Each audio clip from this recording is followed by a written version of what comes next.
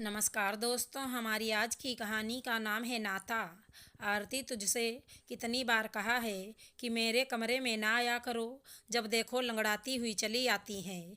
आकाश जोर से चीखा तो आरती सहम गई। भई या वो हकलाने लगी। तभी बेटे की आवाज़ सुनकर सुनंदा बेटे के कमरे में आई। क्या बात है आकाश, तू आरती पर क्यों चिल्ला रहा है? माँ, मैंने इससे कितनी बार कहा है कि मेरी चीज़ों को हाथ ना लगाया करो, फिर भी अपनी मनहूस शक्ल लेकर चली आती है, लंगड़ी कहीं की। कहते हुए आकाश ने आरती पर एक हिकारत भरी दृष्टि डाली। सुनंदा बोली, ये तू आरती को हर वक्त लंगड़ी लंगड़ी क्यों कहता रहता है? वक्त की मार तो बेटा किसी पर भी पड़ सकती है। जाने कब जिंदगी में कौन सा मोड़ आ जाए, ये कोई नहीं जानता। ऐसे किसी को अपमानित करना तो बस माँ, बहुत सुन चुका आपका लेक्चर। कहते हुए आकाश अपनी किताबें लेकर कॉलेज चला गया। विवाह के 7 बरस के बाद जब डॉक्टर साहिबा ने सुनंदा को बताया कि वो गर्भवती है, तो उसकी खुशी का ठिकाना ना रहा। उसके पति अनिरुद्ध ने तो बच्चे के जन्म से पहले ही रंग बिरंगे खिलौनों से घर भर दिया था। एक दिन डॉक्टर ने उसे बताया कि आपकी प्रेगनेंसी में कुछ कॉम्प्लिकेशंस हैं, फुल रेस्ट करना पड़ेगा। वो सोचने लगी कि माँ तो अब रही नहीं और सास की उम्र हो चली थी, अब उसकी देखभाल कौन करेगा। तब आरती की माँ मालती, जो पति के गुजर जाने के बाद अपनी 2 बरस की बेटी को लेकर मायके में भाई भाभी के साथ रह रही थी, को सुनंदा की सास ने बहू की परेशानी बताई तो वो तुरंत बोली, काहे परेशान होवत हो चाची? अनिरुद्ध भैया भी तो अपने ही हैं ना। अपनी बच्ची को भाभी की गोद में डालकर वो सुनंदा की देखभाल करने लगी थी। समय पर सुनंदा को खाना खिलाना, दवा देना और उसके बालों को संवारना, सब ऐसे करती थी जैसे कोई ननद अपनी भाभी की करती है। आकाश के जन्म के बाद भी वह जच्चा बच्चा की मालिश करना कभी नहीं भूलती थी। जब जाने लगी तो आकाश को बहुत प्यार की और सुनंदा के गले लगकर रोती हुई बोली, भाभी, कोई भूल चूक हो गई हो तो छोटी समझकर माफ़ कर दियो। तब तो सुनंदा भी अपने आंसू नहीं रोक पाई थी।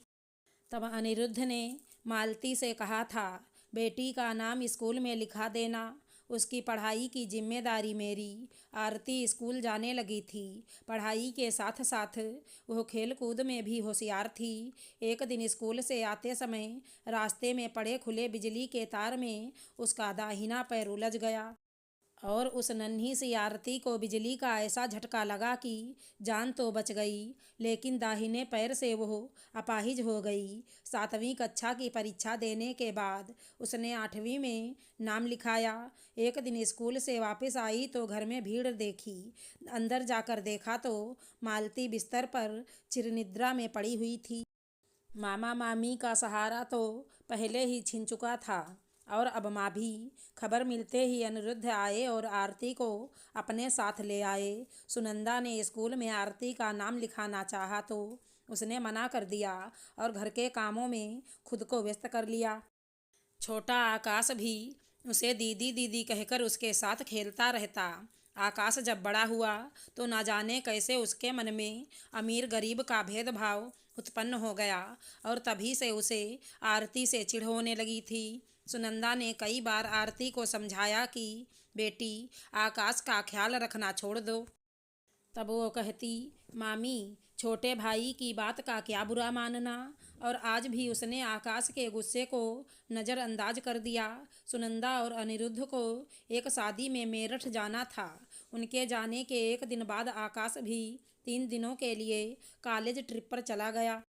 घर के कामों से फ्री होकर आरती एक किताब लेकर पढ़ने बैठी ही थी कि टेलीफोन की घंटी बजी। उसके हेलो कहते उधर से आवाज़ आई, आकाश का एक्सीडेंट हो गया है और वो हॉस्पिटल में एडमिट है। सुनते ही वो तुरंत ऑटो लेकर हॉस्पिटल पहुंची। खून से लथपथ आकाश को देखकर उसका कलेजा मुंह को आ गया।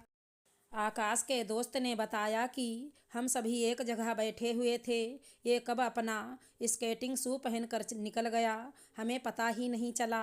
इसकी चीख सुनी तो देखा कि एक ट्रक उसे कुचल कर चला गया था। आरती ने मामा को फ़ोन कर दिया और आकाश के पास बैठी रही। होश आने पर मम्मी पापा को देखकर आकाश ने उठने की कोशिश की, लेकिन वह नाकाम रहा। नर्स ने बताया कि टायर के भार से उसके बाएं पैर का नस दब गया है, जिसके कारण उतना हिस्सा सुन्न हो गया है। रिकवर होने में 2-3 महीने लग जाएंगे। आकाश के लिए यह सदमा असहनीय था। उस वक्त आरती ने उसे बहुत ढांढस बंधाया। घर आने पर भी आरती सुनंदा से कहती, मामी आप आराम कीजिए, आकाश के पैरों की मालिश मैं कर देती हूँ। तब बिस्तर पर लेटे लेटे आकाश को एहसास हुआ कि उसने आरती के अपाहिज होने का कितना मजाक उड़ाया था, और आज वो खुद ही। एक दिन आकाश को दवा खिलाकर आरती जाने लगी तो आकाश ने उसका हाथ पकड़ लिया। दीदी, मैं आपको दुखी करता था, इसीलिए भगवान ने मुझे। छी, ऐसा नहीं कहते। कुछ ही दिनों में तो मेरा भाई दौड़ने लगेगा। वह मुस्कुराई, फिर कमरे में जाकर फूट फूट कर रोने लगी। आंसुओं में उसका सारा दर्द बह गया।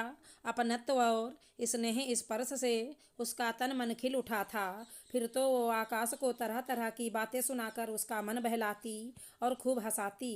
उसके निस्वार्थ सेवा से आकाश जल्दी ही ठीक हो गया और फिर से अपने पैरों पर चलने लगा। रक्षाबंधन के दिन आरती को आकाश की कलाई पर राखी बांधते देख सुनंदा अपने पति से बोली, सच है जी, कब जिंदगी में कौन सा मोड़ आ जाए ये कोई नहीं जानता। ये मोड़ इतना सुखद होगा, ऐसा तो सोचा भी नहीं था। आकाश के एक्सीडेंट ने उसकी आंखें खोल दी। कल तक वह आरती को देखना नहीं चाहता था और आज उसे दीदी दीदी कहते नहीं थकता। ऐसा लगता है कि जैसे इनका पिछले जन्म का नाता हो। ईश्वर इन्हें बुरी नज़र से बचाए, कहकर वो थू थू करने लगी तो अनिरुद्ध भी हंसने लगे। आशा करती हूँ हमारी कहानी अच्छी लगी होगी। धन्यवाद दोस्तों।